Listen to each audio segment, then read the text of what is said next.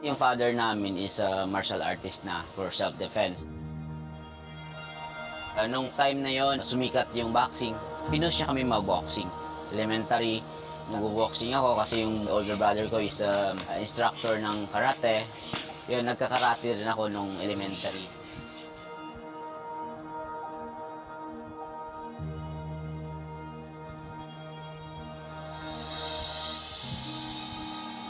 Yung pangarap ko nun is sumikat at saka makatapos sa pag-aaral para makaahon yung family ko sa hirap ng buhay.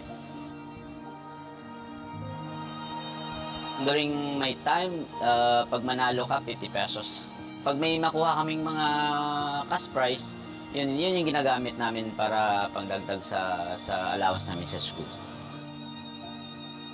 1990s, naglaro ako ng kickboxing sa isang malayong lugar sa bundok. 42 kilos ako during the time, lumalaban ako sa malaking laban para makakuha lang ng ekstrang kita para magkaroon ng pambili ng pagkain.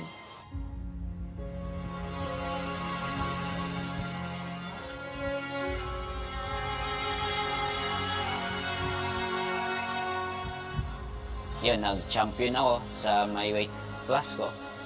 Yun, nag-stop ako ng box, ng pro. Kasi dahil sa gusto kong makaahon sa paghirap, sabi ko, this opportunity na makapasok ako sa sundalo, magkaroon ako ng stable na salary para makatulong ako sa family.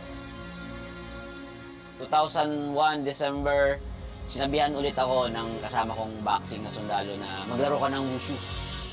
Sabi ko, ano yung wushu? National competition. It's my first na naglaro ako sa wushu.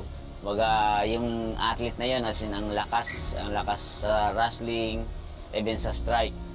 Pero ginamitan ko siya ng laro ng boxing, laro ng taekwondo, at saka karate na style. Kaya nag-champion ako sa unang compete ko sa National Games sa wushu. Nung nag-champion ako, 2002, kinuha nila ako maging training pool.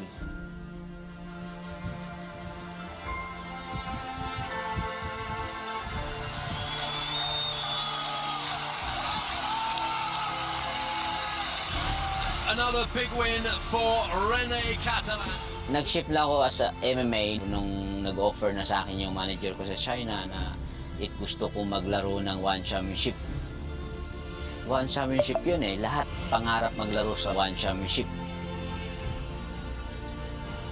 Patay buhay ako dati sa boxing skills ko. Walang bukas. Pero ngayon, nagkakaroon ng experience. Kumbaga, on time. Tinuruan ako ng not just for to learn martial arts for self-defense, kundi malaking tinulong niya or epekto sa buhay ko kasi nakiri ko yung tinatawag na discipline, respeto, maging totoong tao, maka-learn how to reach the goal. It's over. It's 6 wins in a row for Rene Catalan.